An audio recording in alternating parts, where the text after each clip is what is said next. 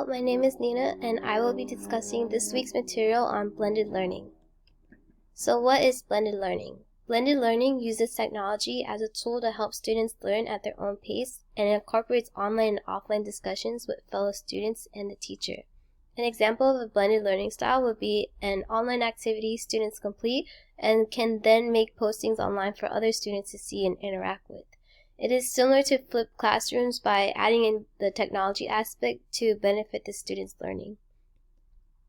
In this week's videos, there were 4 benefits of blended learning. One is its seamless connection. There is an easy transition from online to face-to-face work that incorporates in-class interactions based on the online material. There is also an increased collaboration. Students feel more confident and knowledgeable on the material that allows them to control their pace, their learning pace, and results in positive collaboration. And then there's online classroom presence. Students require an online home base where students actively participate in activities and can then share their work with other students. Another one is the repurposed time. It's similar to flipped classrooms where by having online material allows teachers more active time in person with students and less time is spent on reviews. So here are some of the methods based on different levels of education. So K-12, there's face-to-face, which is content is delivered in person. Online content is used mainly as just a supplement. Then there's flex method. Online platform delivers most of the content and help is offered on-site and in-person tutoring sessions is available. Another one, self-blend. Students take online courses to supplement their school curriculum. The online courses are always remote. So going on to higher education, supplemental, it retains basic structure of traditional course, especially number of face-to-face class meetings. Supplements lectures and textbooks with a variety of online activities, such as online quizzes.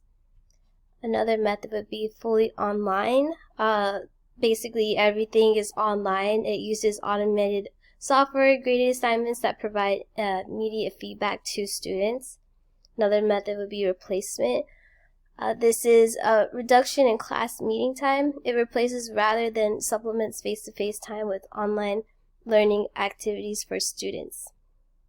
And I just included just one. This is for corporate training, so not necessarily education, but it is a valuable tool for teaching in a corporate setting. So Anchor Blend is starts with a substantive classroom event, is followed by independent experiences that include interaction with online resources, online learning, structured workplace learning, activities, and assessments.